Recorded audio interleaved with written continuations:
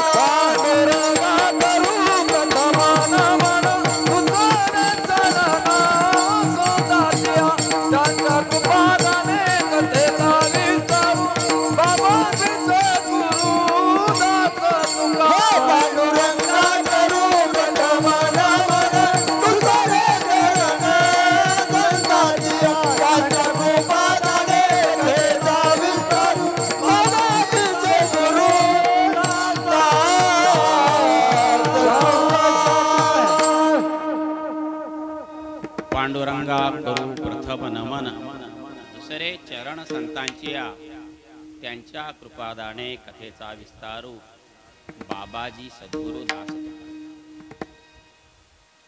आजच्या या कीर्तन सेवेसाठी निवडलेला हा अभंग आमच्या महाराज लोकांना अत्यंत भेडसावणारा अभंग. ह्या अभंगाला कोणी हात लावित नाही आणि ज्या अभंगाला कोणी हात लावित नाही तो अभंग आम्ही डोक्यावर करून फिरणारे माणसं. कळाला असेल तुम्हाला अशी अभंग वाचताना गाथा का बुडवली असेल याचा अर्थ कळतो बरं आपल्याला. त्याच्यावर जास्त सविस्तर बोलणार नाही. सगळ्यात महत्त्वाचं म्हणजे आजच्या कीर्तन सेवेसाठी निवडलेला हा संत तुकाराम महाराजांचा जगद्वंद्य जगद्गुरू अशा राष्ट्रप्रबोधनकार तुकाराम महाराजांचा हा 4 चरणाचा अभंग कोणत्या फक्त महाराजांवर टीका करण्यासाठी नाही. आमच्या गळ्यात माळ असेल आणि कपाळाला जर बुक्का असेल तर त्यानं काही पथ्य पाळावं लागेल आणि ते पाळणं होत नसेल तर ते लावायच्याही भानगडीत पडू नये असं खणखणीत शब्दात सांगणारा हा तुकाराम महाराजाचा एकमेव अभंग आहे. विठ्ठला विठाला विठाला विठाला विठाला विठाला विठाला विठाला विठाला विठाला विठाला.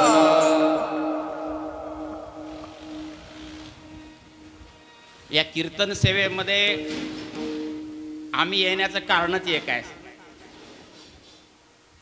आम्ही कीर्तनकारांनी खरा तुकाराम महाराज, खरा बसवेश्वर महाराज, महात्मा बसवेश्वर समोरच येऊ दिला नाही. कसा प्रसंग आहे बघा. 2 महिन्यापूर्वी आळंदीमध्ये आमचा कार्यक्रम होता. आम्ही एक उपक्रम घेतला. तिथं एक 100 लोकांना प्रश्न विचारला. ज्ञानेश्वर महाराजांनी कोणकोणते चमत्कार सांगितले. लोक पट पट पट चमत्कार सांगायला लागले. आमचा दुसरा प्रश्न असा होता, ज्ञानेश्वर महाराजांनी कोणकोणते ग्रंथ लिहिले. तुम्हाला काय वाटते? पहिल्या प्रश्नाला जास्त मार्क पडले असतील लोकायला का दुसऱ्या प्रश्नाला? होय महाराज. मग ज्ञानेश्वर महाराजांची ग्रंथसंपदा माहीत नाही का? लोकांचा त्याच्यात काहीही दोष नाही. आम्ही कीर्तनकारांनी फक्त महाराजांच्या नावावर जे चमत्कार आहेत ते चमत्कारच इतके रंगवून सांगितले. आम्ही इतके रंगवून सांगितले की हरिपाठात काय सांगितलंय, ज्ञानेश्वर महाराजा विरहिण्या काय आहेत, ज्ञानेश्वरीमध्ये काय, सांगदेव 65 कशासाठी लिहिली, त्याचं काही येऊच दिलं नाही आम्हाला. तसंच अगदी तुकाराम महाराजांचं झालेलं आहे. मित्र, आजचा अभंग निवडण्यासाठी खरं सांगतो तुम्हाला, प्रामाणिकपणे आधीच कबूल करतो, कोणत्या कीर्तनकारावर टीका करण्यासाठी मी अभंग निवडलेला नाही. बरं, आजचा खरं सांगतो, मी कसं वागावं यासाठी निवडलाय. तुमच्यावर सुद्धा बंधन नाही बरं तुम्ही कसं वागावं ते, पण कीर्तनकारानं कसं वागावं असा अर्थ काढणार नाही मी. हरिदास महाराज तम्यवारांनी कसं वागावं हे सांगणारा हा अभंग आहे. माझ्या अंतकरणाला पटलंय म्हणून ते निवडलाय. असं कोणी घेऊ नये की बुवा आजचं कंडिशन अशी झाली आहे, इतके रुपये घेऊ लागल्यात, तुम्ही देत असाल त्याने घेत असतील, माझं काही म्हणणं नाही. कोणी धंदा केला असेल, कोणी सेवा केली असेल, पण सुरुवात कशी करतो बघा आम्ही, आजच्या कीर्तन सेवेसाठी निवडलेला अभंग. अरे व्यवसाय करताना आजच्या व्यवसायासाठी निवडलेला अभंग असं म्हणायला पाहिजे. आज 3ऱ्या मजल्याचं बांधकाम करण्यासाठी निवडलेला हा आजचा अभंग असं म्हणावं. थार गाडी घेण्यासाठी निवडलेला हा आजचा अभंग असं म्हणावं. आजच्या कीर्तन सेवेसाठी कीर्तन सेवा 40,000 रुपये घेऊन सेवा, 50,000 रुपये घेऊन सेवा. तर हे जे प्रसंग घडायलेत फक्त 1 मिनिटात सांगणार आहे. पुन्हा ह्या लोकांच्या नादी लागणार नाही मी. का तर मी ठरवलंय की या मार्गाने जायचे. तर लोक पुण्या मार्गाने जायचे, मला काय गरज आहे बरं. विठ्ठला विठ्ठला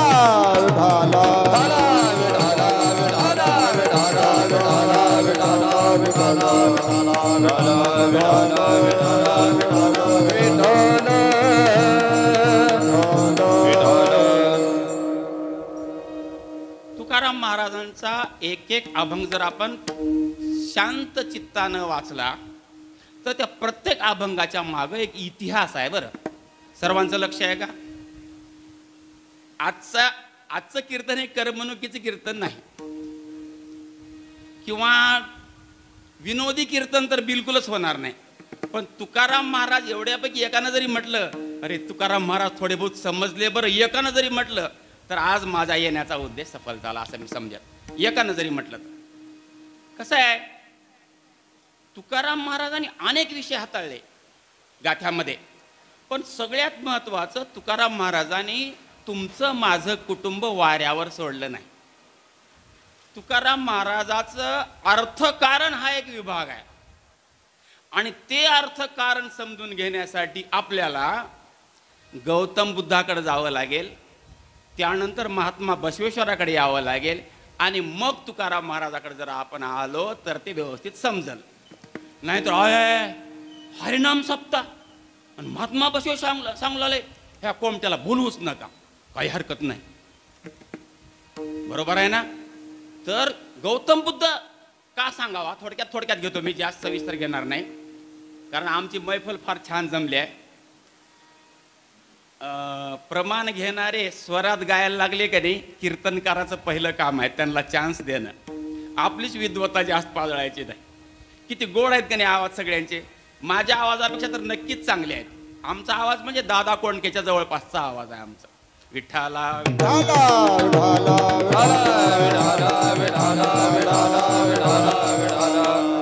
तर मी सांगत होतो तुम्हाला की गौतम बुद्धांनी 2500 वर्षापूर्वी साधारणपणे अपरिग्रह हा शब्द वापरला. बघा बरं, अपरिग्रह म्हणजे आपण जे काही कमावतो, आपण नेहमी म्हणतो पण पक्षासारखं सुखी झालं पाहिजे, पक्षासारखं सुखी झालं पाहिजे, आपण नेहमी म्हणतो. परंतु पक्षी जसं वागतात तसं वागतो का आपण? पक्षी चोंचीत बसल तेवढंच घेऊन जातात का संग्रह करतात पक्षी? म्हणून तर पक्षी सुखी राहत असतील ना. कर्मयोगाला सोडून म्हणत नाही बरं महाराज. तुम्ही ट्रॅक्टरवर उभा राहून पोते काढून देऊन पुन्हा इथं येणं याच्यापेक्षा मोठा कर्मयोग नाही. म्हणून पंढरपूर पासून 9 किलोमीटर असलेल्या आरणगावचा सावता माळी पंढरपूरला आला नाही. कांदा मुळा भाजी, कांदा मुळा भाजी, कांदा मुळा भाजी, कांदा मुळा भाजी, कांदा मुळा भाजी, अबकी विटाई माझी, अबकी विटाई माझी, अबकी विटाई माझी, अबकी विटाई माझी. कांदा मुळा भाजी, कांदा मुळा भाजी, कांदा मुळा भाजी, कांदा मुळा भाजी, अबकी विटाई माझी, अबकी विटाई माझी, अबकी विटाई माझी, अबकी विटाई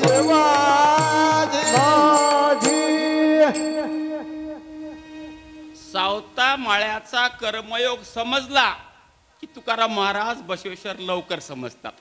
मग अगोदर सोप्यापासून अवघडाकडे जावं माणसानं, अवघडाकडून सोप्याकडे येऊन काय फायदा. म्हणून सावता माळी जर आपल्या मळ्यातल्या कांदा मुळा भाजी लसूण मिरची कोथिंबीर ह्याला जर देव समजत असेल तर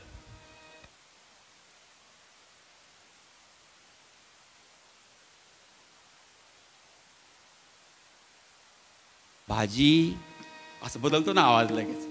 भाजी लसूण मिरची कोथिंबिरी हे जर देव असतील तर शिक्षकाचे देव कोणते सांगा बरं? शेतकऱ्याचे देव कोणते? आत्ता ट्रॅक्टरमध्ये भरून आणलेल्या शेंगा शेतामध्ये वाळवून आबाळ आल्यामुळं पटकून ट्रॅक्टर घेऊन आणणं हे देव झाला. ते देव आहे बरं. इथं काही बी नाही, इथं फक्त बाकीच्या गोष्टी आहेत, देव नंतरच्या गोष्टी आहेत. परंतु मग जर सावता माळ्याचा देव कांदा मुळा भाजी असेल तर शिक्षकांचा देव कोणता? हां सांगा, बोला हो. मला शिक्षकाची नोकरी करून सवय. तुम्ही बोललो तर मी पुढे जातो, नाही तर उगं थांबतो इथंच. शिक्षकाचा देव कोणता? विद्यार्थी. आणि एसटीच्या ड्रायव्हरचा आणि कंडक्टरचा देव कोणता? सांग ना. पैसे घे ना गळ्याच्या आणि सांगा हो. प्रवासी, प्रवाशांच्या सेवेसाठी लिहिले. डॉक्टरांचा देव कोणता? हां पेशंट. इंग्रजी पक्की झाली आपली. मला वाटलं रुग्ण किंवा बिमार माणूस असं काहीतरी म्हणतात. पेशंट. अरे मग महाराजाचा देव कोणता खरा?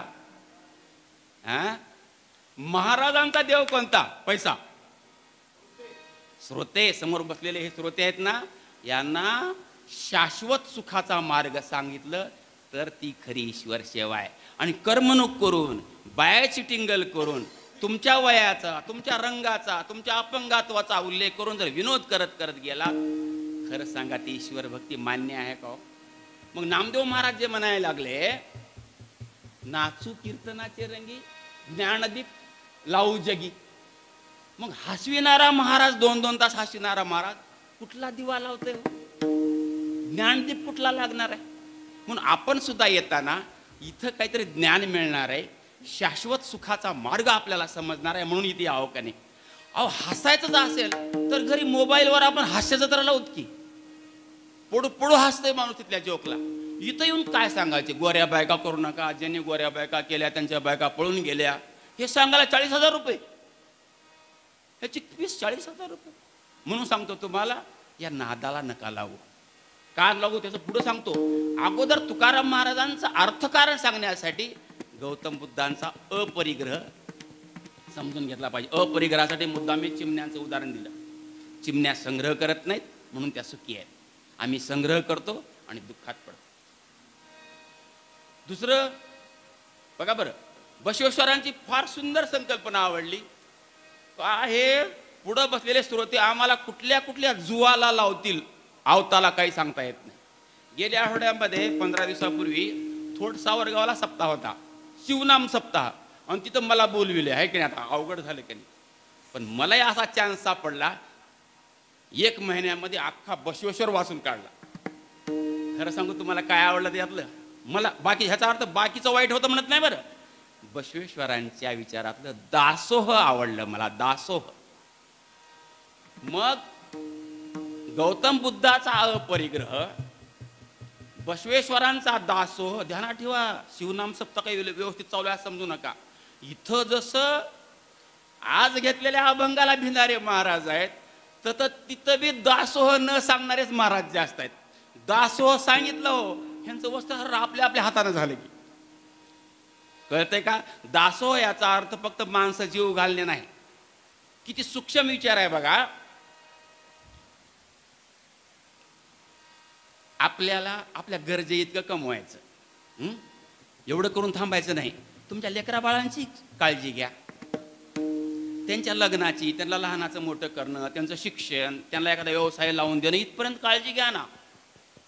एवढं झाल्यावर मुलं नोकरीला लागले, धंद्याला लागले, सुना आल्या, लेकरं झाल्यावर पुन्हा सामायिक धुऱ्याकडे कशाला यायचे बरं?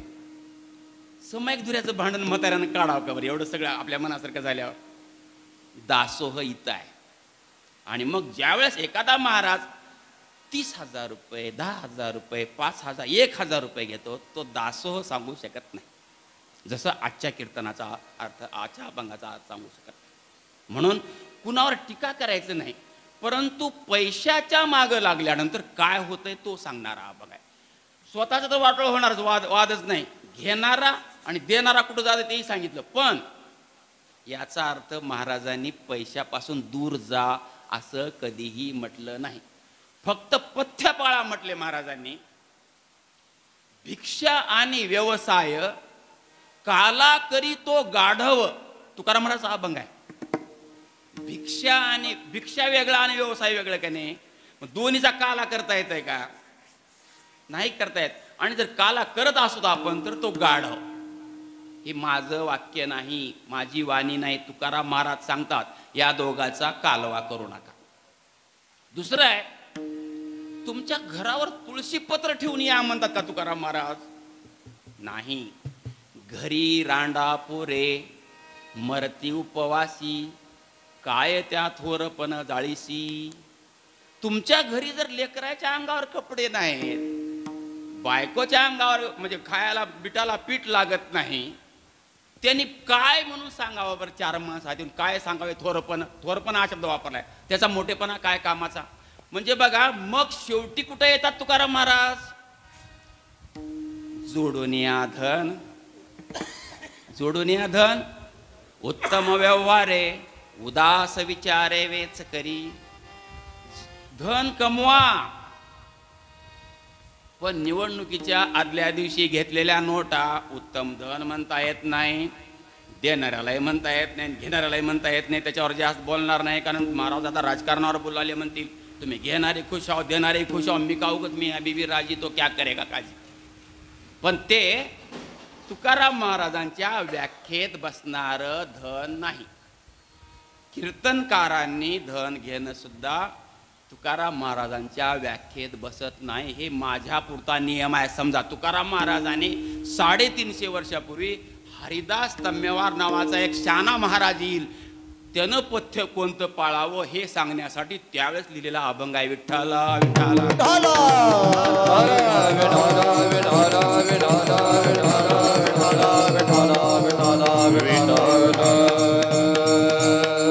कसं आहे बघा, आपण वारकरी संप्रदाय असो की शिवसंप्रदाय असो, भोळा भाबडा कुणी फसविल तर फसणारा असा वारकरी असू शकत नाही. तुकाराम महाराजांनी फार सुंदर व्याख्या केली होती त्याची. भले तरी देऊ कासेची लंगोटी, नाठाळाचे माथा देऊ काठी. खरं सांगू का, कासेची हा शब्द पुन्हा आलाय बरं.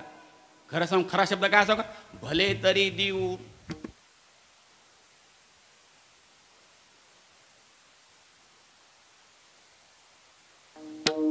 तर त्याचा तिथंच समाचार घेऊ. विठ्ठला विठ्ठला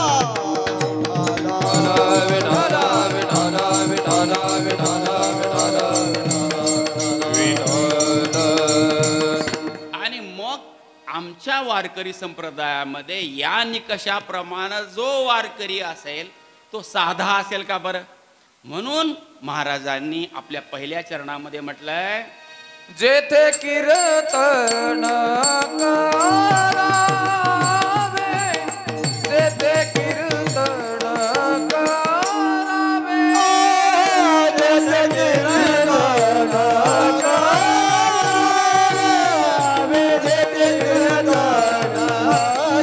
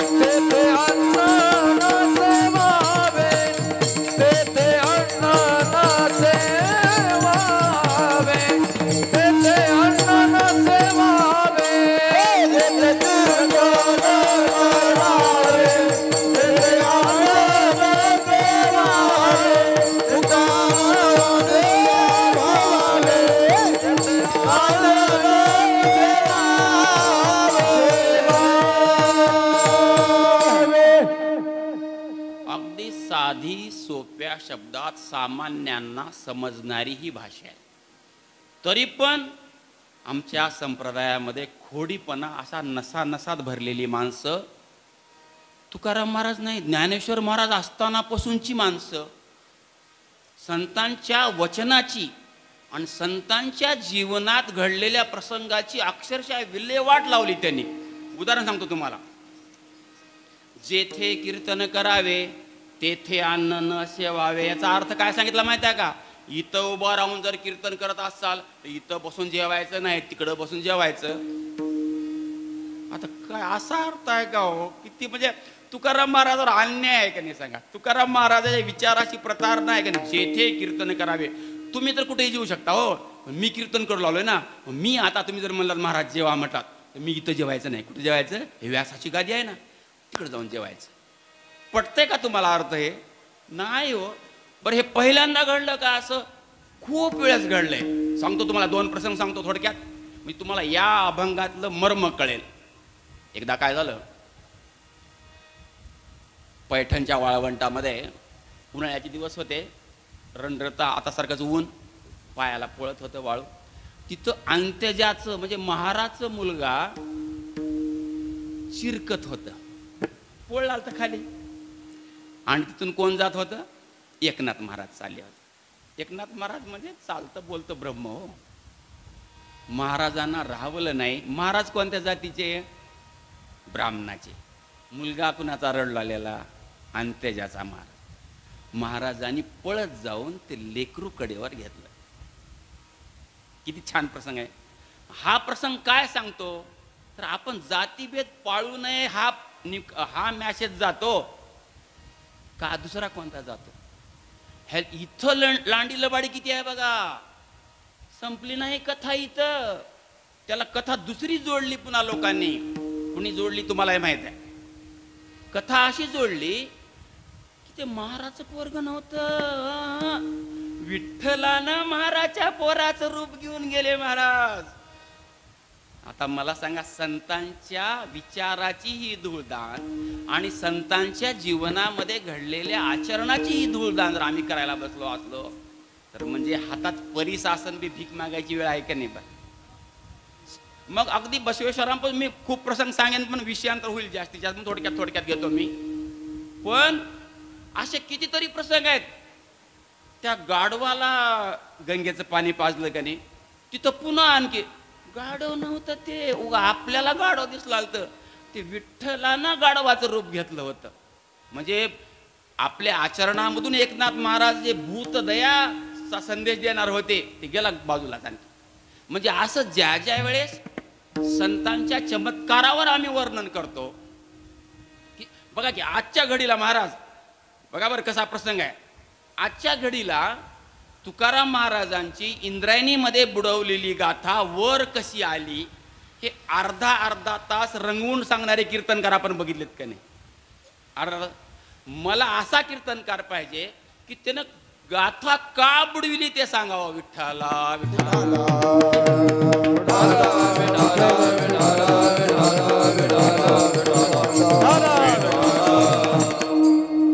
खरं सांगू का, मी इथं उभारलोय म्हणून सांगतो. रेकॉर्डिंग उराळे ते फार चांगलं आहे. मलाही कधी कधी माझा संशय यायला अलीकडे.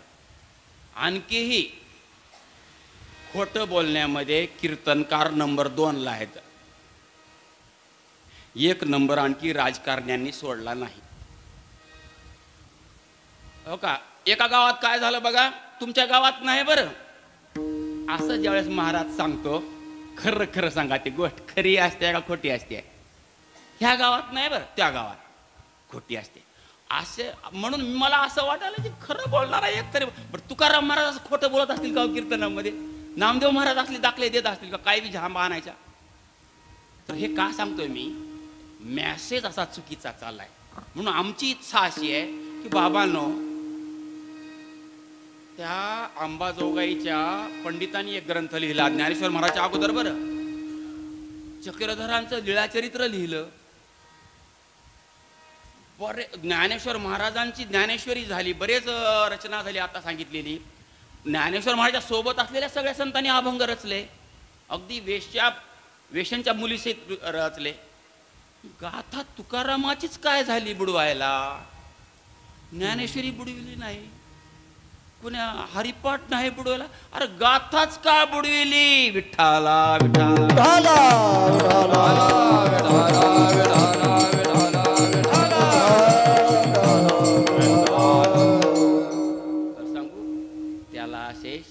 किमान 100-200 अभंग आहेत. त्यापैकी हा एक अभंग आहे गाथा का बुडली. दुसरा प्रसंग असा आहे की महाराजांच्या 14 टाळकऱ्यांमध्ये एक ज्येष्ठ टाळकरी होते. त्यांना सगळे मामा म्हणायचे. जगनाडे मामा. बघा बरं, जगनाडे मामा. मग गाथा बुडवली इंद्रायणीमध्ये. आता त्याच्यावर सांग ना कोण बुडवली आणि कशी बुडवली ते. उगाच काय म्हणजे द्वेष वाढून काय मिळणार आहे आपल्याला? तर भानगड अशी आहे की महाराजांच्या 14 टाळकऱ्यामध्ये ब्राह्मण होते. त्यामुळे जातीबद्दल तर द्वेष आपल्याला पसरायचाच नाही.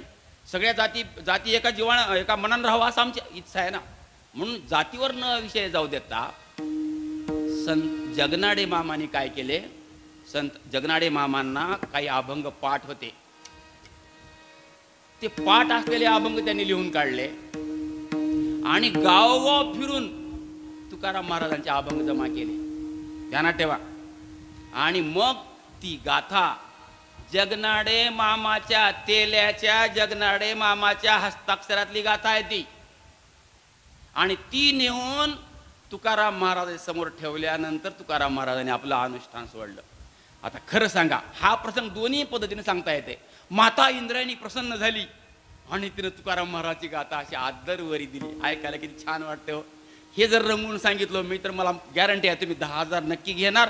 पुढल्या वर्षी मी थार गाडी घेऊन येणार इथं. पण मला सांगायचं नाही तिथं, खरं काय घडलं ते सांगायचे. दुसरा प्रसंग असा आहे बघा, तुम्हाला पटेल तो, म्हणजे संतांच्या आचरणापासून कसं दूर चाललो आम्ही. संतांच्या जीवनामध्ये घडलेले प्रसंग एवढे चांगले असताना सुद्धा आम्ही का संदेश जाऊ दिला नाही. त्याचं आणखी एक चांगलं उदाहरण देतो तुम्हाला. थोडक्यात देणार आहे, का जास्त सविस्तर नाही. आज आपल्याला गायनाचार्यांना फुल चान्स द्यायचे, त्याच्यामध्ये अधूनमधून चटणी म्हणून थोडं सांगत होतं. मला तुमचा आवाज आवडलाय बरं म्हणून म्हणतोय मी.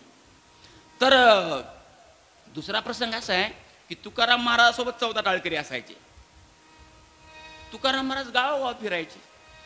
एका गावामध्ये तुकाराम महाराज गेले असताना बघा, माय ऐकू लागला का माय तुम्ही, कोणी कापूस पिपूस आणलं नाही की वाती पिती वळायला. लक्षपूर्वक आहे का. एका गावामध्ये तुकाराम महाराज गेले असताना त्या गावात एक विधवा महिला राहत होती. विधवा महिला, आणि तिला एकुलता एक मुलगा होता आणि तो सकाळी वारला होता. 8-10 वर्षाचा ते मुलगा एकुलता एक वारला.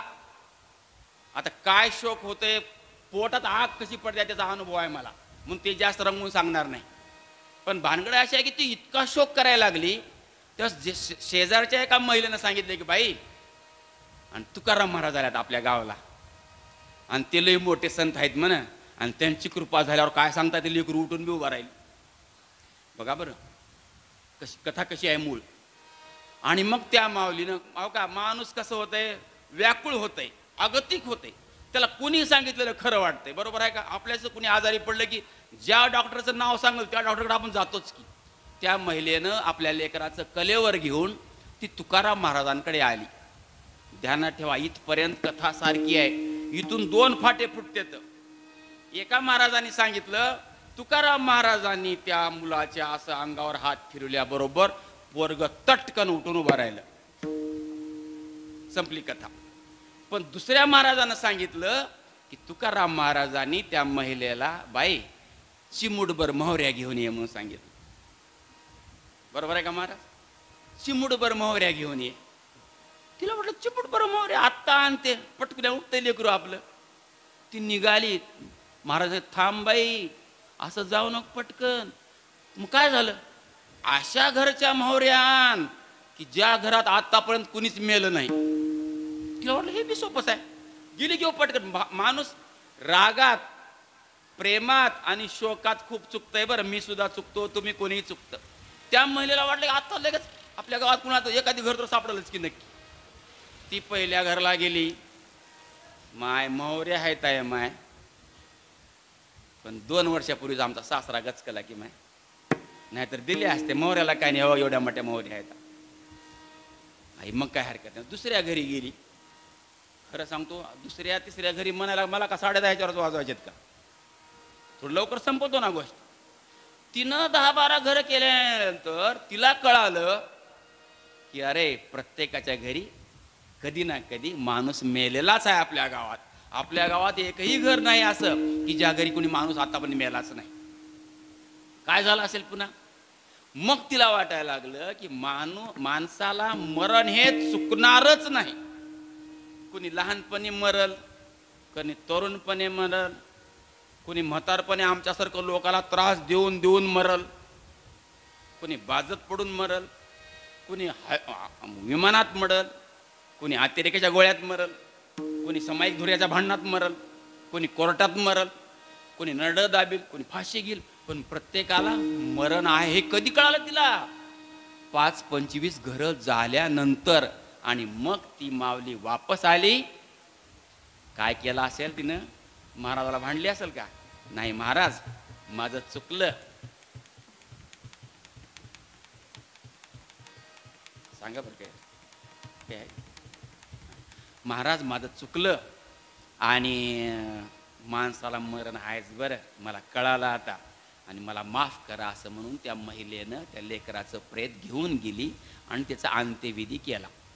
मला सांगा, तुकाराम महाराजांच्या जीवनात घडलेला हा प्रसंग पहिल्या पद्धतीनं सांगणं योग्य वाटतंय तुम्हाला का दुसऱ्या पद्धतीनं सांगणं? अरे मरणच सत्य आहे हो.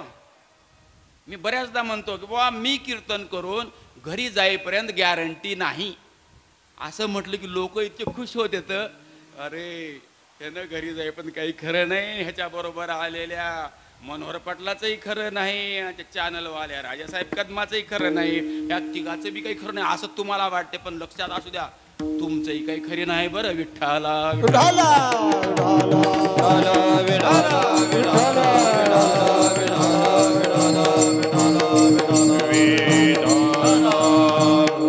तर मूळ विषय असा होता की आम्ही महाराज लोक, खरं सांगतो आम्ही महाराज लोक संतांच्या विचाराकडे समाजाला न नेता संतांच्या चमत्काराकडे न्यायला लागलो. भिंत चालवली, वाघावर बसून आला, हातात साप घेऊन आला. अरे चरित्राचा भाग म्हणून सांगा, आमचा विरोध नाही, पण विचार कधी सांगणार? हरिपाठात ज्ञानेश्वर महाराज हरिपाठच का लिहिला? पहिला हरिपाठ तर ज्ञानेश्वर महाराजांचाच आहे. हरिपाठ लिहिणारा पहिलाच संत. पुन्हा तुकाराम महाराजांचा आला, म्हणजे एकनाथ महाराजांचा आला, तुकाराम महाराजा पुन्हा आला. मग हरिपाठच का लिहिला? ह्याच्यावर कधी चर्चा करावं की नाही आपण? संतांच्या साहित्यामध्ये काय विचार आहेत ते सांगायचं कीर्तनामधून, का संतांचे चमत्कार 2-2 तास रंगवून सांगावं हे बघा तुम्ही ठरवा. परंतु आपला विषय तो आहे की फक्त कीर्तनकारावर टीका करण्यासाठी हा अभंग नाही, तर श्रोते सुद्धा सजग व्हावेत, जाणकार व्हावेत आणि शहाण्यापुढे झालेलं कीर्तन त्या महाराजांना सुद्धा समाधान देऊन जातं, म्हणून हा अभंग लिहिलेला आहे. विठ्ठला विठ्ठला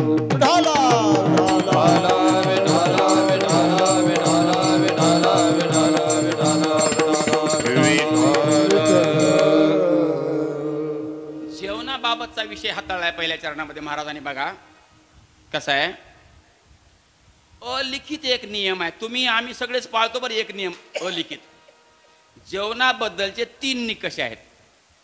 बघा तुम्हाला पटतंय का?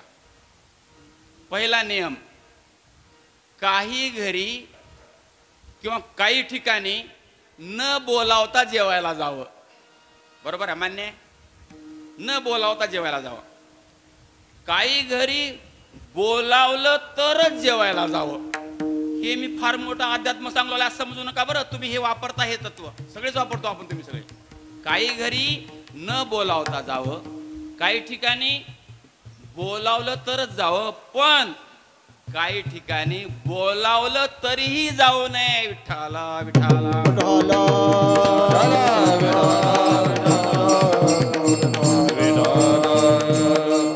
कसं उदाहरण आहे बघा. महाभारताच्या त्या मोठ्या युद्धामध्ये, महायुद्धामध्ये एकदम युद्ध पेटलं नाही महाराज. श्रीकृष्णानं शिष्टाई केली. शेवटचा पर्याय सांगतो, सुरुवातीचं काही सांगत नाही जास्त. श्रीकृष्णाने शिष्टाई केली. शिष्टाई करण्यासाठी, शिष्टाई म्हणजे लढाई टाळावी म्हणून, स्वतः श्रीकृष्ण गेले दुर्योधनाकडे. त्यांना पांडवाची बाजू सांगितली आणि युद्धाचे दुष्परिणामही सांगितले. पण तुम्हाला हे माहित आहे का, श्रीकृष्ण दुर्योधनाला भेटायला गेले होते, जेवायला कुठे गेलं पाहिजे श्रीकृष्णाने? खरं सांगा. ज्याच्या घरी गेलेत बोलायला, ज्या कामासाठी त्याच्या घरी जेवायला पाहिजे की? लक्षात असू द्या, त्या दिवशी श्रीकृष्ण दुर्योधनाच्या घरी जेवण केले नाहीत. किती पंचपक्वान असल हो दुर्योधनाच्या ताटावर. आपल्यापेक्षा गरीब होता का तो काय? पण पंचपक्वान टाळून काय खाल्ल्या हो विदुराच्या घरी? काय खाल्ल्या? कन्या खाल्ल्या. कन्या ह्या नवीन पिढीला माहीत नाही, महाराज आपल्याला माहीत आहे. माय शेताहून आली, पटकन होणारा आयटम म्हणजे कन्या. बरोबर आहे? त्याच्यावर थोडं दूध टाकलं आणि गुळाचा खडा टाकला की आम्हाला आत्ताही ते चव आणखी आमच्या जिभेवर आहे आणखी. अशा त्या कन्या. त्या कन्या विदुराच्या घरी फार धन होतं का, बट त्याला माहित तर होतं का, विदुरानं बोलावलं तरी होतं का? त्यांना ठेवा, परमेश्वर श्रीकृष्ण विदुराच्या घरी न बोलावता कन्या खाऊन आले. हा फार मोठा संदेश आहे. आम्ही काही ठिकाणी शिवाशिव पाळतो, कुणाला 12 मासे म्हणतो, कुणाला 11 मासे म्हणतो. त्याचं नावच विदुर होतं. हो, ते कुठलं राहणार आहे 12 मासे? नावच विदुर आहे की नाही? विदुर कुणाला म्हणतात? 12 माशाला म्हणतात. तुम्ही मारील की ते भर चौकातच. त्या विदुराच्या घरी कन्या खायला स्वतः परमात्मा श्रीकृष्ण गेले. याचा अर्थ का म्हणजे अन्न न सेवाव याचा अर्थ उपाशी राहावं महाराजांनी असं नाही. महाराजांना भीती अशी वाटायला लागली, मला वाटतंय बरं, की हे जिथं खायला मिळेल तिकडंच निघल हे बी. झालं लोभाचं मांजर भीक मागे दारोदार, हा एक अभंग आहे तुकाराम महाराजाचा. झालं लोभाचं मांजर भीक मागे दारोदार. एकदा का फुकट खायची सवय लागली, कधी ह्या सोयऱ्याच्या घरी 2 दिवस, त्या सोयऱ्याच्या घरी 2 दिवस, दुसरीकडे कुठंतरी लग्न गाव जेवण, त्याला हेच सवय लागते, काम करणं नाही काही नाही. ती सवय आमच्या महाराजांना लागू नये. याचा अर्थ तुम्ही जर म्हणलात महाराज प्रसाद आहे 4 घास खावा म्हणल्यावर शक्यतो कोणी टाळत नाही, किंवा ज्याचा गैरसमज होणार नाही अशा ठिकाणी टाळतात. म्हणून तुकाराम महाराज असं म्हटले की बाबांनो, हे पथ्य पाळा. आणि जर हे पथ्य पाळणं होत नसेल तर तुकाराम महाराज दुसऱ्या चरणा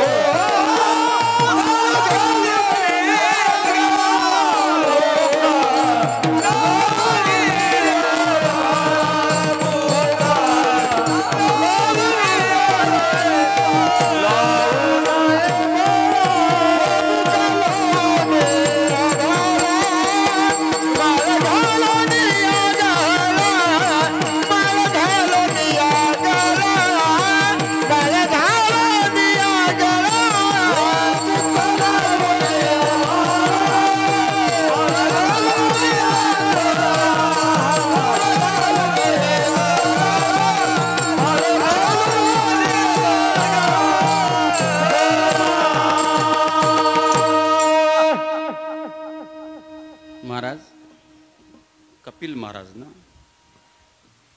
एवढंस पोरगा आहे हे आत्ता असं वाजवित आहे, माझ्या वयाचं झाल्यावर काय कसं वाजवेल बर? हा? हा, 10 फोडल पकवाज पण किती गोड वाजवला आले. आणि आवाज तर सगळ्यांचा चांगलाच आहे, सगळ्यांचं कौतुकच आहे. तर सांगत होतो मी, इथं सुद्धा एक चाल खेळली हो. काल परवा मी ऐकलो महाराज म्हणले ह्या अभंगाला ध्रुपदच नाही म्हणले. आता काय काय सांगतात कोणत्याची वीज साच किंवा आपल्याला मोकळंच आहे मैदान, कोणी काही बोलावं. खरं सांगू, हा अभंग असा आहे की या अभंगाचं ध्रुपद दुसऱ्या बी अभंगाला अगदी 100-200 अभंगाला हे ध्रुपद चालतंय. बुक्का कोण कोण लावू नये आणि कोण माळ घालू नये. तुकाराम महाराज म्हणतात परविया नारी, परविया नारी रुक्मिणी समान. आणि हे जर मान्य नसेल तर बुक्का लावू नये भाळा, माळ घालू नये गळा. लागू पडते काही तसं. म्हणजे असे कितीतरी नवसानं जर लेकरं होत असतील तर नवरा करायची गरज नाही असं तुकाराम महाराज म्हणतात. की मी म्हणतोय का, नवसे कन्या पुत्र होती तरी का करणे लागे पती. आणि हे माहीत असून जर तुम्ही नवसच करणार असाल, बुक्का लावू नये भाळा, माळ घालू नये गळा. घरी आई वडील म्हातारे असताना त्यांना बहिणीकडे सोडायचं आणि प्रयागराजला जाऊन पाप धुवून यायचं. तुकाराम महाराज असं म्हणाले, माय बापे अवघे काशी, तेने न व्हावे तीर्थासी. तरी पण आईवडिलांना वृद्धाश्रमात बसवून जर कोणी कुंभमेळ्याला जाऊन पाप धुवून येतो म्हणत असेल तर बुक्का लावू नये भाळा, माळ घालू नये गळा. असे किती अभंग सांगावं, त्या अभंगाला ते लागू पडते. आम्हाला काय वाटतंय सांगतो तुम्हाला, गळ्यात माळ घातली की फक्त एक पथ्य मात्र आम्ही पाळतो की मांसाहार खात नाही. खरं सांगू तुम्हाला, एक गाव आहे 2 सप्ते होते. आणि आम्ही कीर्तनात काय सांगतो महाराज, आपण कीर्तन चांग होय अंग हरी रूप. अरे येड्या, तू स्वतः महाराज असून तुझं अंग हरिरूप झालं नाही, लोकांचं डोंबल्याचं हरिरूप होते. होय विठ्ठला विठ्ठला.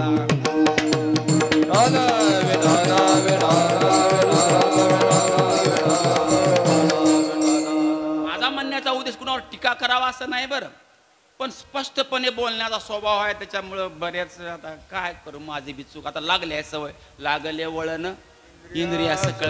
खरं बोलायचं. खरं तर माणसाने ह्या काळामध्ये बरं बोलावं, बरं खरं बोलायच्या भानगडीत पडणे. आत्तापर्यंत कीर्तन तर खऱ्यावरच झालंय. आता रस्ता ते चांगला आहे म्हणा, दोघालाही ड्रायव्हिंग करता येते, पण अवघडच आहे एवढं खरं बोलायल्यावर वापस अहमदपूरपर्यंत सुद्धा घ्यायची गॅरंटी नाही. तर तुम्हाला हे सांगत होतो की आईवडिलांची सेवा, मात्र देवो भव पितृ देवो भव हे मान्य, हे सांगून सुद्धा गेले. पलीकडल्या वेळेस तुम्हाला किस्सा सांगितलं होतो, आणखी विसरला असेल म्हणून पुन्हा एकदा सांगतो. संजीव पाटील आपल्या अहमदपूरमध्ये मोहसिन बायजीद नावाचे ग्रस्त आहेत का नाही, ते अंबाजोगाई रोडला त्यांचं हे आहे मंगल कार्यालय आहे, प्राईड मंगल कार्यालय. त्या ग्रहस्थाला अरब राष्ट्रामध्ये नोकरी होती, मोठी नोकरी होती. त्याची आई आजारी पडली म्हटल्याबरोबर त्या ग्रहस्थानं काय केलं माहित आहे का, नोकरीचा रजा घेतला नाही, नोकरीचा राजीनामा देऊन आला तो अहमदपूरला. आणि 3 वर्ष आम्हाला सुद्धा भेटला गेला नाही. हो सर, आई आजारी आहे बघा, बाहेर येणंच होत नाही म्हणायचं. 3 वर्ष. आणि आई वारल्यानंतर तो बाहेर आला. तो अगदी आईची सेवा कशाला म्हणते त्यांच्या पण शिकावं. मी एके दिवशी, आता नावासहित चांगलं आलोय ना, मी ठरवलंय ना कीर्तनामध्ये खोटं बोलायचं नाही, एका गावात तुमच्या गावात नाही असं काही म्हणायचं नाही. नावं घेऊन सांगलो आलोय की त्याच्या मंगल कार्यालयात सुद्धा नाव सांगितलं.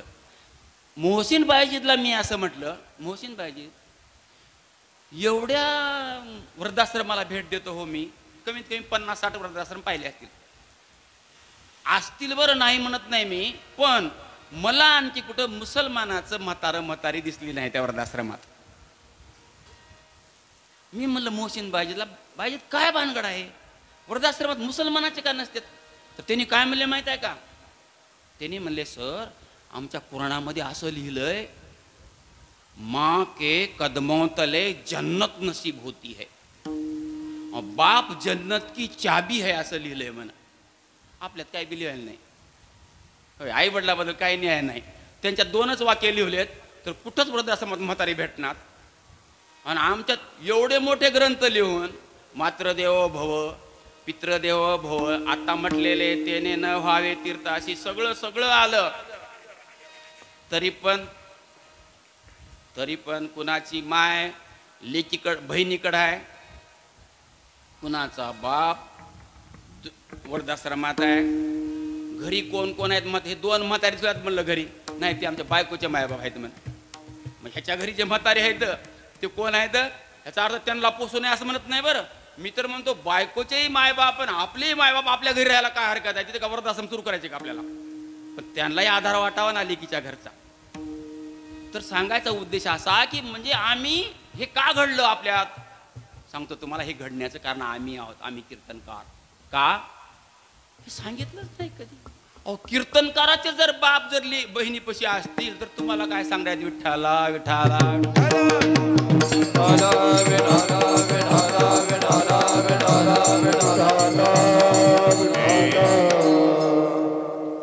संजीव पाटील तुम्हाला आठवतंय का बघा, तुम्ही हडवळतीला आमच्या घरी आलतो का, 2 म्हाताऱ्या होत्या का मधी, एक माझी माय होती आणि एक बायकोची माय होती. विठ्ठला विठ्ठला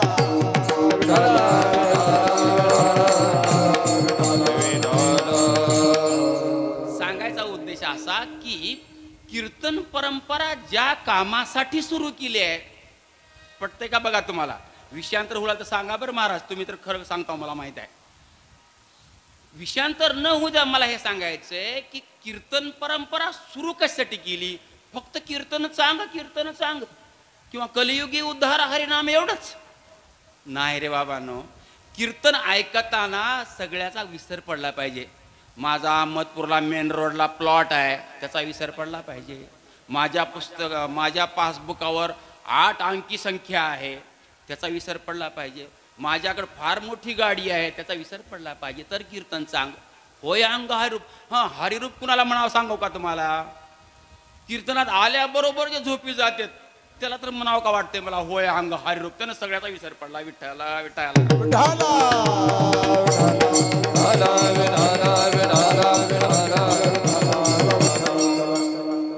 तर आत्ता तुम्हाला कळालं असेल की मी हा अभंग का निवडलाय. मित्र हो, लक्षात असू द्या, लोकांचं काय होईल माहित नाही मला, पण महाराज हरिरूप होण्यासाठी, बघा बरं महाराज, बघा मी सावकाश बोलतोय, कीर्तन करणारा महाराज हरिरूप होण्यासाठी त्याला तुम्ही जे पाकिट देता ते पाकिट हा अडथळा आहे का पूरक आहे. पाकिटामुळं हरिरूप होण्यामध्ये अडथळा येतो का पटकन हरिरूप होते पाकिट दिलं की. मग कळालं तुम्हाला तुमच्या मनात काय उत्तर आहे ते. मग मला असं वाटतं की कीर्तन चांग होय अंग हरिरूप, मला हरिरूप व्हायचं इथं उभारल्यानंतर, आणि त्या हरिरूप होण्यामध्ये हे तुमचं पाकिट आडवं येणार आहे. म्हणून मी असं ठरवलंय यापुढं कीर्तनाला पैसे घ्यायचे नाहीत. विठ्ठला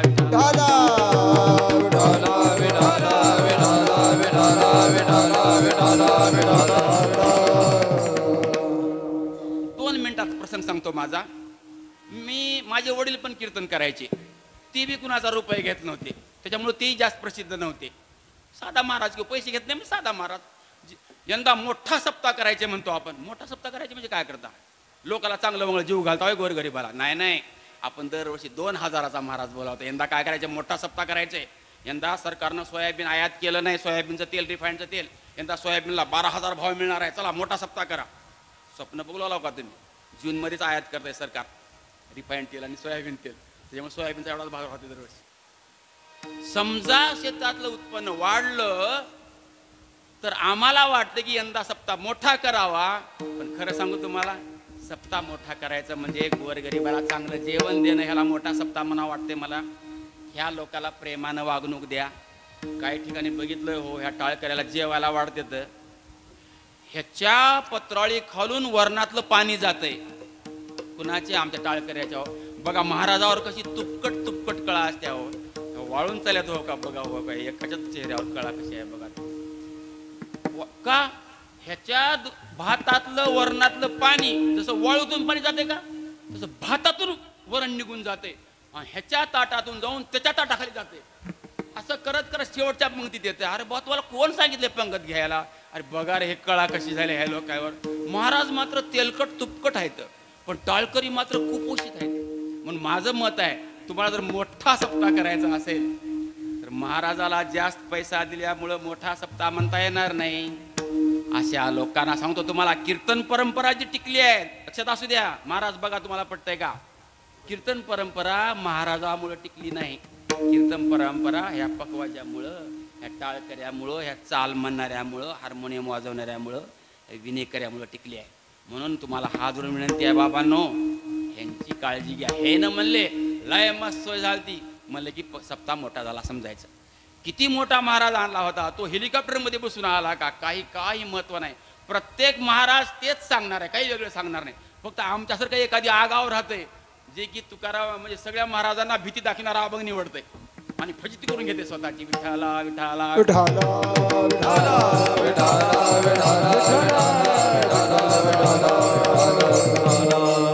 मग बुक्का कुणी लावायचा नाही. कसं किती सुंदर विचार आहे बघा बरं. बुक्का कुणी लावायचा नाही. आपण बघा, तुम्ही मांसाहार करणारा माणूस गळ्यात माळ घालतोय का? फक्त एवढा एकच नियम पाळला जाते हो. बाकी गळ्यात माळ असलेला माणूस काय करत नाही ह्याच्या सोडून दुसरं.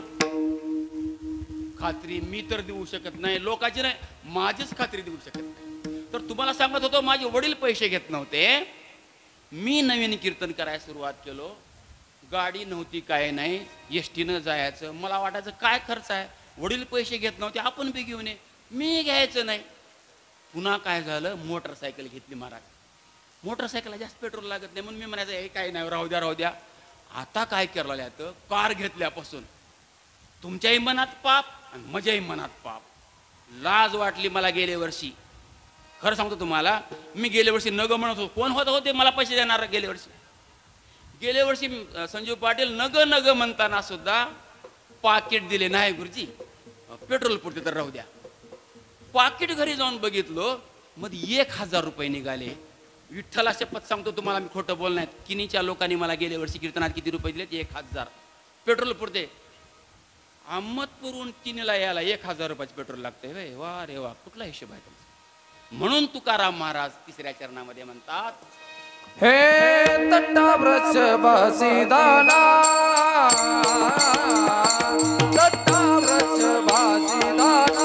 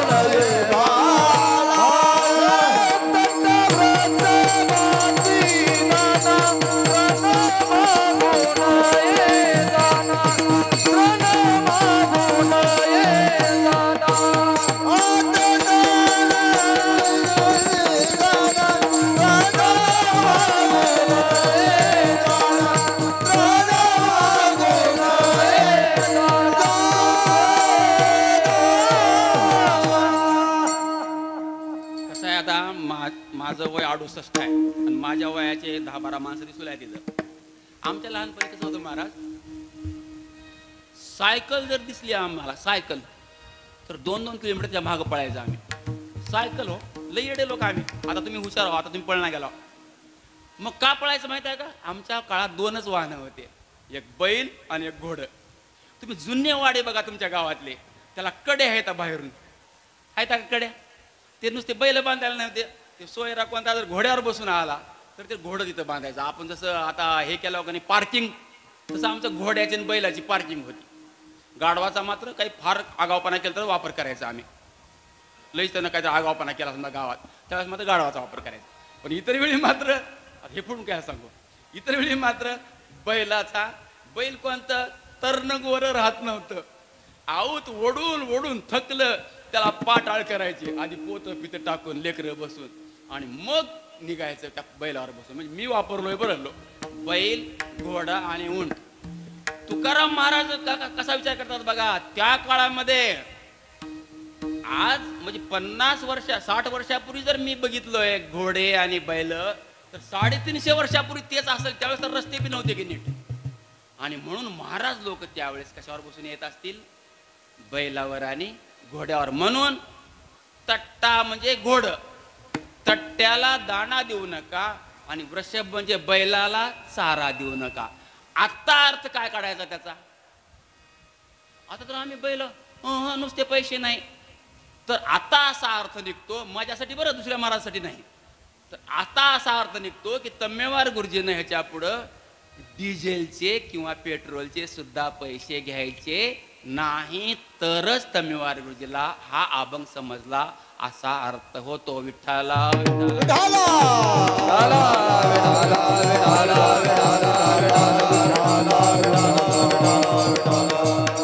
कसं आहे बघा, खरं सांगतो तुम्हाला, कीर्तन करणं महाराज व्यवसाय आहे का सेवा आहे? व्यवसाय झालाय हो, पण खरं काय आहे होय महाराज? सेवा आहे का नाही? कसं बघा, कीर्तनाची सुरुवात कशी करतो आपण? आजच्या कीर्तन सेवेसाठी निवडलेला हा अभंग आहे की नाही? तसं राजकारणी लोक म्हणतात हे 5 वर्ष मला सेवा करण्यासाठी निवडून द्या म्हणून, म्हणून त्यांचा नंबर 1 ला आहे आणि आमचा नंबर 2 ला आहे खोटं बोलण्यामध्ये. मी काय म्हणतो, सेवा या शब्दाचा अर्थ आणि त्याग या शब्दाचा अर्थच आम्हाला समजला नाही. कसं आहे सांगतो मला, 2 उदाहरणं आहेत, त्यात एकच उदाहरण आज सांगणार आहे. त्यागाचं उदाहरण पुन्हा कधी सांगतो. सेवेचं उदाहरण प्रत्यक्ष घडलेलं आहे, अगदी इसवी सन असंच सांगतो तुम्हाला. शिवरायांना 1656 साली पन्हाळगडाच्या किल्ल्याचं बांधकाम सुरू करायचं होतं. कोणता किल्ला? पन्हाळगड. लक्षात ठेवा बरं, हे काही भोंदूच्या गोष्टी नाहीत, इतिहासातल्या गोष्टी सांगतोय तुम्हाला. आळस आलाय मला, आळस यायला माझं काहीतरी चुकलं आहे वाटायला. तर किती साली हा मग काय हरकत नाही, मग काय लक्ष आहे. 1656 साली पन्हाळगडाचं बांधकाम करायचं होतं. त्यावेळेस जुन्ना माणूस म्हणून शिवाजी महाराजांनी मोरोपंत पिंगळेला निवडलं कारभारी म्हणून बांधकामाचा. मोरोपंत पिंगळेनं काय केलं, लक्ष आहे ना सगळ्यांचं? मोरोपंत पिंगळेनं काय केलं, आपल्या ह्या उतार वयामध्ये जास्त दगदग झेपणार नाही म्हणून एका पाथरवटाच्या मुलगाला, पाथरवट म्हणजे वडर, पाथरवटाच्या मुलाला सोबत घेतलं आणि ते काम पाहिलं. त्या पाथरवटाच्या मुलानं इतकं सुंदर काम केलं पन्हाळ्याचं, तुम्ही पन्हाळगडावर जाऊन बघा कसा आहे. 1656 साली बांधलेला तो किल्ला.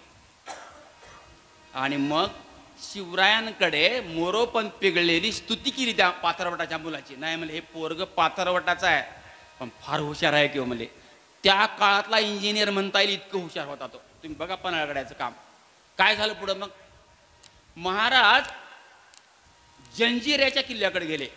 शिवाजी महाराज जंजिऱ्याच्या किल्ल्यावर बऱ्याचदा महाराजांनी प्रयत्न केले ते जंजिऱ्याचा किल्ला जिंकण्यासाठी, पण महाराजांना जंजिऱ्याचा किल्ला जिंकता आला नाही. समुद्रातला किल्ला होता तो.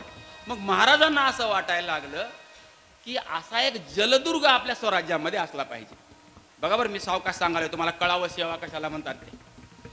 असा एक जलदुर्ग कुठल्यासारखा, जंजिऱ्यासारखा जलदुर्ग आपल्या स्वराज्यामध्ये असला पाहिजे असं वाटलं शिवरायांना. आणि मग ते टेहळणी करायला सुरुवात केली. त्यांना एक ठिकाण सापडलं आणि त्यांनी ते ठिकाण ठरवलं आणि ते काम दिलं त्या पाथरवटाच्या मुलाकडे, मोरोपंत पिंगळेकडे नाही. ध्यानात ठेवा, सिंधुदुर्गाचं काम त्या पाथरवटाच्या त्या मुलानं, त्या काळच्या इंजिनियरनं केलेलं काम आहे. तुम्ही जर जाऊन बघितलात तर त्या किल्ल्याच्या जवळ जाईपर्यंत गेट दिसणार. दुसरं सांगू, त्या किल्ल्याचे खालचे दगड आहेत ना, आता समुद्राच्या 24 तास लाट आहेत की 350 वर्षापासून. आणखी एक किल्ला अभेद्य आहे, पडलेलं तुम्ही ऐकलं आहे का कधी? कारण त्याच्या बुडाचे दगड आहेत ना, त्याच्यावर शिस पकडून बसवलेले आहेत. आपण जसं चिखलात बसवतो ना दगड, तसे त्यांनी शिशात बसवलेले दगड आहेत बुडातले. आणखी वैशिष्ट्य सांगू, आणखी खूप वर्णन करता येईल, परंतु कीर्तन बाजूला जाईल आणि तुम्ही सगळे सप्ताह सोडून देऊन सिंधुदुर्ग बघायला निघचाल. पण सप्ताह सुटल्यानंतर जरूर जावा तुम्ही, सप्ताह संपल्यानंतर. सिंधुदुर्गात आणखी एक वैशिष्ट्य आहे, समुद्रामधला किल्ला आहे का नाही, बोटीनं जावं लागतं तिथं. तिथं एक विहीर आहे आणि त्या विहिरीचं पाणी गोड आहे. खारं असलं पाहिजे का नाही पाणी त्या विहिरीचं. त्या विहिरीचं पाणी गोड आहे. दुसरं एक आहे, पूर्ण भारतामध्ये शिवाजी महाराजाच्या उजव्या पायाचा ठसा आणि डाव्या हाताचा ठसा तिथं आहे. ध्यानात ठेवा, त्याचा सुद्धा प्रसंग वेगळा आहे. पण योगा काय झाला, सिंधुदुर्ग किल्ल्याचं काम अर्ध झाल्यानंतर औरंगजेबानी जयसिंग राजेबरोबर तह झाला आणि औरंगजेबांच्या दरबारामध्ये शिवरायांना जावं लागलं. थोडक्यात सांगतो. आणि तिथं आग्र्याला शिवाजी महाराजांना अटक केली. काम पुण्या दुर्गाचं चालू होतं, इकडं सिंधुदुर्गाचं चालू होतं. मावळा कशाला म्हणतात बघा, सेवा कशाला म्हणतात. त्या ग्रहस्थानं आपलं स्वतःचं शेत विकलं, लक्षात असू द्या, स्वतःचं शेत विकलं, घरचे दागिने विकले आणि किल्ल्याचं बांधकाम चालू ठेवलं. ज्यावेळेस शिवराय आग्र्याहून सुटका होऊन आले रायगडाला, लगेच ते सिंधुदुर्गाच्या कामाकडे आले. तर काय, सिंधुदुर्गाचं काम संपलं नव्हतं, पण संपत आलं होतं. शिवरायाने विचार केला, अरे इतके दिवस मी आग्र्याला कैदेत होतो आणि सिंधुदुर्गाचं बांधकाम कसं झालं. दुसऱ्या त्या पाथरवटाच्या इंजिनियरनं सांगितलं नाही शिवरायांना, काही दुसऱ्यानं सांगितलं, महाराज ह्यानं शेत विकलंय म्हणले. त्यावेळेस महाराजांना वाटलं की अरे खरंच मला जीवाला जीव देणारे मावळे हे आहेत. पुढं काय झालं माहित आहे, 1674 साली शिवाजी महाराजांना रायगड किल्ल्याचं बांधकाम करायचं. पुन्हा त्याच इंजिनियरला, त्याच वडराच्या मुलाला, त्या पाथरवटाच्या मुलाला त्याला कारभार दिला, तुम्ही रायगड पहा. म्हाताऱ्या माणसानं रोपवेवर जाऊन पहा आणि तरुणांनी पायी जाऊन पहा, मग कळेल तुम्हाला काय रायगड कसा उभा केलाय. ते टकमक टोक, हिरकणीचा बुरुज, दरबार तर असा आहे, तिथं सिंहासन आहे शिवरायांचं. आणि रोड इतक्यात जाऊन तुम्ही जर टाळी वाजवली तर तिथं ठळक ऐकू येते. तुम्ही जर हळू जरी बोललो तर तिथं ऐकू येते, मधलं कुणाला ऐकू येते, मग तिथं ऐकू येते. काय असेल एवढं सुंदर काम झालं रायगडाचं. 1674 साली शिवरायांचा राज्याभिषेक झाला. सगळ्या पाथरवटांना 500 पाथरवट होते, रात्रंदिवस झटलेले. सगळ्यांना देणग्या देण्यात आल्या. देणगी घ्यायचा एक माणूस मात्र समोर येत नव्हता, तो म्हणजे हा पाथरवटाचा मुलगा. शिवरायांनी बोलवून घेतलं. त्याचं नाव सांगतो तुम्हाला. त्याचं नाव आहे हिरोजी इंदुलकर. हिरोजी इंदुलकर, विसरू नका नाव. जसं तुकाराम महाराजांना ठेवता ना, तसं हिरोजी इंदुलकर पण आठवण ठेवा. आणि तरुण कीर्तनकाराने ही गोष्ट अवश्य सांगावी कीर्तनात, चमत्कार सांगण्यापेक्षा. म्हणून तुमच्याकडे तोंड करू सांगू लागलोय मी. मग शिवरायांनी बोलवून घेतलं, त्याच्या डोक्यावर हात फिरवला आणि म्हटलं, बाबा तू काय तर मग काय मागाव त्या ग्रस्तांना. मी ज्यावेळेस अधिकारी होतो ना शिक्षण विभागामध्ये, शिक्षक पुरस्कार घेण्यासाठी भांडणं व्हायचे ना कुरबुरी, त्यावेळेस मी ही गोष्ट मुद्दाम सांगायचं. अरे ते हिरोजी इंदुलकर बघा, जाऊन बघा रायगडावर. रायगडावर जगदीश्वराचं मंदिर आहे. काय मागवा त्यांना. म्हणलं हे काय एक चिरा आहे, म्हणलं चिऱ्यावर एवढं एक नाव लिहिलंय, म्हणलं सेवेशी ठाई तत्पर हिरोजी इंदुलकर. एवढीच माझी मागणी आहे मला. आणि उद्देश असा आहे की ज्या वेळेस तुम्ही दर्शन घ्यायला जगदीश्वराचं येचाल, त्यावेळेस ह्या दगडावरून पाय देऊन तुम्ही याल आणि तीच माझ्यासाठी मोठी देणगी असेल. अरे कुठल्या गोष्टीची तुम्ही चमत्कारिकपणा सांगणार आहात. हनुमानानं ते दागिने फोडले, मध्ये राम सीता बघू किती दिवस सांगणार आहात. इतिहास सांगा कधीतरी. हा इतिहास आहे, ह्याला इसवी सन आहेत. प्रत्यक्ष माणसं होऊन गेले आणि मग शिवाजी महाराज त्या ग्रहस्थाचं महत्व कळालं. हिरोजी इंदुलकराचं आजही तुम्ही रायगडावर जाऊन बघा, जगदीश्वर मंदिराच्या पायरीवर तो दगड आहे, सेवेशी ठाई तत्पर हिरोजी इंदुलकर. याला सेवा म्हणतात. आजच्या कीर्तन सेवेसाठी निवडलेला अभंग, इथं ही सेवा लागू पडत नाही. ज्ञानेश्वर घ्या, ज्ञानेश्वर माऊली काय घ्यायचं? ज्ञानेश्वर माऊली ज्ञानराज माऊली ज्ञानेश्वर माऊली ज्ञानराज माऊली माऊली ज्ञानेश्वर माऊली ज्ञानराज माऊली ज्ञानेश्वर माऊली ज्ञानराज माऊली ज्ञानेश्वर माऊली ज्ञानराज माऊली ज्ञानेश्वर माऊली मधली काही चाल वगैरे घेणार? मधली चाल घेणार आहात का कंटिन्यू करू? विठोबा रुक्माई राहिलं का मग अगोदरचं? सांगाव का नाही हो? लय चुकतं माझं असलंच काही काही राहू द्या, आता ॲडजस्ट करतो आपण. हां आता शेवटची चाल म्हणा, शेवटची चाल म्हणा, चाल शेवटची राहिली नाही म्हणताना. हां तर समारोप करतो. तर असं होतंय हो, काय सांगावं वयाचं. म्हणून तर सरकारनं 58व्या वर्षी घरी पाठवलंय. की 58व्या वर्षी घरी कशासाठी पाठवलंय? तर मी सांगत होतो की तिथं तो दगड बसवला आणि ती झाली खरी सेवा. मग म्हणून आम्हाला जर खरंच सेवा करायची असेल, आम्हाला या लोकांना, समोर बसलेल्या लोकांना जर खरंच ईश्वराचं स्वरूप सांगायचं असेल, फार सुंदर आहे ईश्वराचं स्वरूप तर सांगण्याच्यापेक्षा आणखी पुढची गोष्ट आहे. परंतु खरे गौतम बुद्ध, खरे बसवेश्वर, खरे तुकाराम महाराज कोणीतरी सांगणं आवश्यक आहे. म्हणून आम्ही नेहमी प्रार्थना करतो सगळ्यांना, बाबांनो तुम्हाला गुरुच जर करून घ्यायचा असेल तर ह्या लोकांना गुरु करून घ्या, बसवेश्वरांना गुरु करून घ्या, तुकाराम महाराजाला गुरु करून घ्या. मग बघा तुमची काय प्रगती होते, वैचारिक प्रगती म्हणतोय मी. परंतु आम्हाला गोड गोड बोलला तमेवार गुरुजी की तमेवार गुरुजीलाच गुरु करून घ्यायला तयार आहे. अरे नाही रे बाबा, तुकाराम महाराजांच्या आसपासचे काही गुण तुम्हाला दिसत असतील तरच त्याला गुरु करून घ्यावा, असं माझं प्रामाणिक मत आहे. म्हणून जसं गाडगे महाराज म्हणायचे, मला कोणी गुरु नाही आणि माझा कोणी शिष्य नाही, गाडगे महाराज म्हणायचे, तसं तोपर्यंत थांबा. तुकाराम महाराजांना स्वप्नात दृष्टांत दिला ना गुरुचा. तुकाराम महाराजांना प्रत्यक्ष कोण भेटले? कोणी नाही. सत्यगुरु राय कृपा मज केली, परिणाही घडली सेवा काही, सापडविले वाटा, सापडिले नाही, सापडविले वाटा जाता गंगा स्नाना. हे मग हे ध्यानात ठेवावं. तसं बसवेश्वरी समजून घ्या, बसवेश्वराला गुरु करा.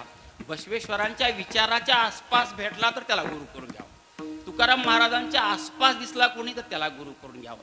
परंतु इतरांना गुरु गुरु करून घेऊ नये अशी माझी नम्र विनंती आहे. याचा अर्थ कुणालाही गुरु करून घेऊ नये. कारण हे मस्तक जे आहे ना, आपल्या धडावर आपलं मस्तक असलं पाहिजे आणि ते मस्तक नको त्या ठिकाणी टेकवायच्या भानगडीत पडू नये. हां आज मी आल्याबरोबर मस्तक टेकवायचं विसरलो बरं, ते टेकू नये या भावनेतून नाही. असं केलं लगेच अहो ते अगोदर विना काढत जाऊन, हो अगोदर महाराजाला पाया पडू देत जाऊन मग विना काढत जाऊ. तुम्ही आधीच विना काढल्यावर मी विना घेतलो झालं पाया पडायचं गेलं राहून. असं होतंय बरं कधी कधी. इथं लगेच सॉरी म्हणत जावं काही घडलं. इथं फार सोपं आहे, एका लोटांगणी जाती असा आपला संप्रदाय आहे. म्हणून माझी विनंती आहे तुम्हाला की खऱ्या मार्गानं जा, मलाही जाऊ द्या. मी कधी खऱ्या मार्गाने गेलो असं मला वाटेन तर मी जर कीर्तनामध्ये हरिरूप होत असेल, हरिदास माझं नाव आहे, हरिदास जर हरिरूप होत असेल तर कीर्तन करावं, नाही तर घरी उगं मस्त गाथा वगैरे वाचत बसावं. त्या थोटसावरगावच्या मोहन पाटलांनी भला मोठा ग्रंथ दिलाय विचारसार, हां 1000 रुपये किमतीचा, मस्त वाचन चालू आहे सध्या. बसवेश्वर समजून घ्या, गौतम बुद्ध समजून घ्या, सगळे संत समजून घ्या आणि हे लोकांना सांगावं. लोकांना चमत्कार फार आवडते, लोकांना विचार सांगायला गेलं की बोर होते. पण आपण कोणीतरी कडू वाळक तोडले पाहिजेत, आपण विचार सांगण्याचं काम आपण केलं पाहिजे. म्हणून या ठिकाणी आता काय घ्यायचे, आता चाल घ्या. विठाला विठाला विठाला विठाला विठाला